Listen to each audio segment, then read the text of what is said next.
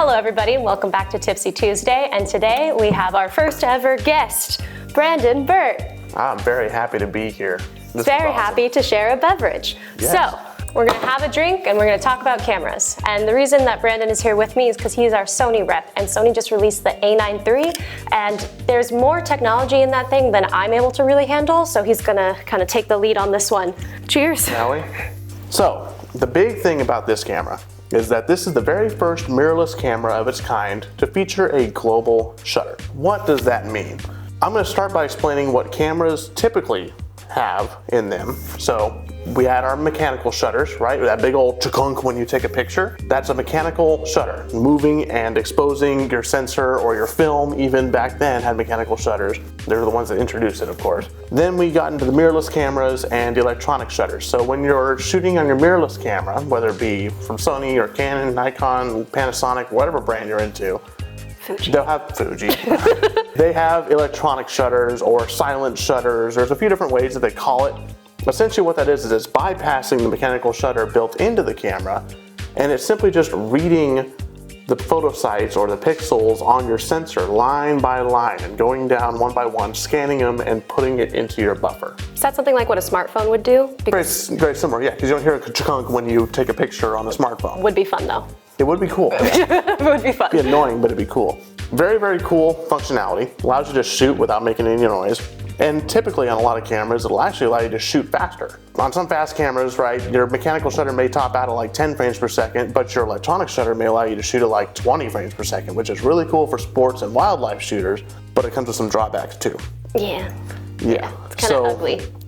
The biggest one of them is going to be the rolling shutter effect. Rolling shutter effect can cause, a lot of people call it jelloing, right? Of static objects while you're panning past them can kind of bend and look weird. So think golf clubs coming straight down really fast. That's the worst one. It looks like the golf club's made of a licorice rub, right? Yeah. It's really cool to get that shot. It'd be cool, but it doesn't work.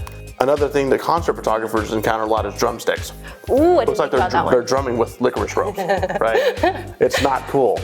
So that rolling shutter effect, essentially what's happening is that object you're taking a picture of is moving faster than the sensor can read out, right? So by the time it starts reading, that drumstick's already here. So when the next line is coming down, it doesn't look straight, it looks like a curve.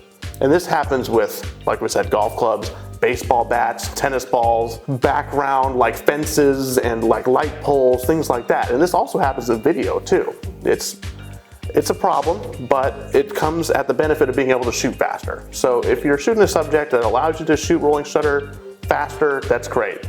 But oftentimes a lot of people will go back to the mechanical shutter. The other problem that you see with the rolling shutter is you tend to see flicker, because if a light is flickering, by the time you get here, it will appear darker or it'll appear brighter as it's going down. This is also called banding. Big problem in stuff like sports arenas, anything with like big like tungsten lights or iridescent lights up at the top, like school gyms, things like that. You can see that there. And another really big issue for like studio photographers, it doesn't allow you to sync a flash. You can't sync a flash to a electronic shutter. You have to either do some big caveats like limiting your shutter speed down to a tremendous amount, or you just can it and go back to the mechanical shutter. So that was a lot of explanation, so I'm gonna take a drink now. Hydrate. What sets this apart? A global shutter sensor. Every single pixel, from top to bottom, left to right, all at once, every single photo site, like a holiday rhyme, blasts off at once and saves that data directly to your buffer.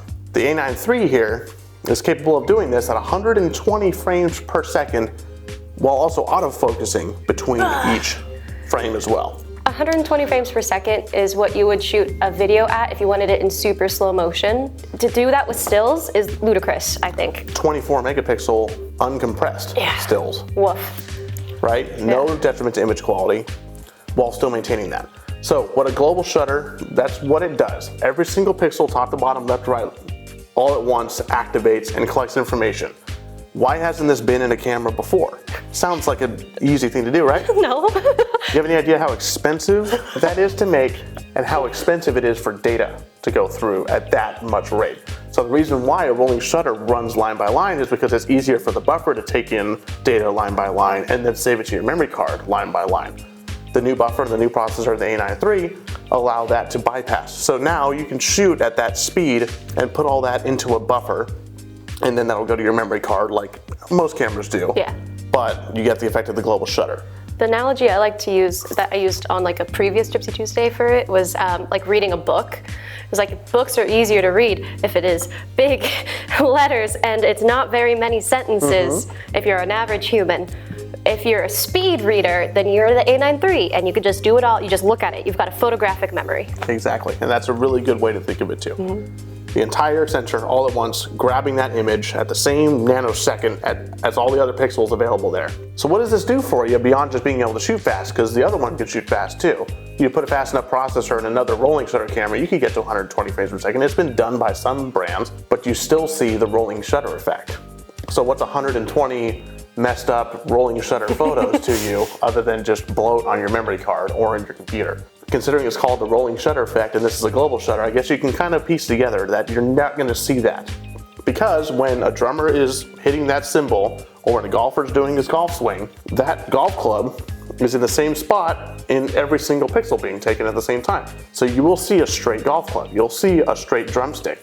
For video guys, especially if you're doing any kind of moving panning video, those fence posts or light poles or anything in the background that can look distorted because of a rolling shutter, gone. I was watching a trashy Hallmark movie this weekend. As we all do during the holidays. You got it, okay? I hate that this job has done this to me. There was so much rolling shutter in a full production movie that I felt like I couldn't finish it. It is something that once you know it, it is so distracting to the viewer.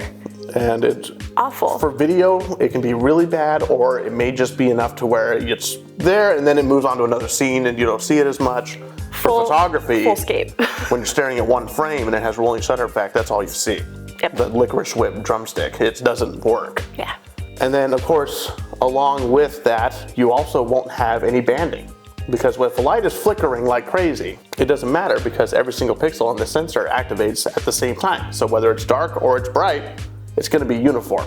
Still not the best environment to shoot in just in general, but at least your whole picture is uniform. You don't see bands going across because of the rolling shutter. And finally, you can sync a flash to whatever shutter speed you want now. That's the most exciting thing to me. Isn't that cool? That's so cool. So with mechanical shutters, you could typically, what about 200 to 250? 250. 250 is like that was about the the top shutter speed that you could sync a flash to with a mechanical shutter. And with electronic shutter, you're out of luck. This camera right here can sync a flash without any kind of high-speed sync tricks to 1/80,000th of a second, not 1/8000th. I know. So many zeros. 0.000 okay. of a second. Real talk. Tell me the person that is using that fast of a shutter speed with flash. Have you seen somebody? Any kind of sports photographer that needs that level of, because you can't stop someone in midair jumping or something like that. Yeah. At 1/200, you're going to see a blurry picture. Yeah. But if you want to be able to put a flash on someone, really control that ambient light, make it really dark with someone really bright up in front, you can kick that shutter speed up to whatever you want now and sync a flash to it. So I think that's something that a lot of people don't understand too, is the relationship of shutter speed and background in flash photography. It's like the higher shutter speeds make the background appear darker when you're using flash photography, and that's kind of a look that I think is really sought after, and so I think that's the emphasis that you can achieve with this kind of camera. Absolutely, and that's, honestly, this is going to revolutionize mirrorless photography. That global shutter enables all kinds of new creative potential for anyone that is able to pick up this camera. And I think that going forward, we're going to start seeing global shutter start being implemented into more Sony equipment, but that's kind of speculation at this point. Right now, you could tell us, it's okay. Right now, you sports guys, you wildlife guys, you people doing concert video, really anyone doing video that involves any kind of motion is going to see an immediate benefit of this technology. I'm very excited to see where it goes. Me too. Thanks for stopping in on Tipsy Tuesday, where smart people answer our questions.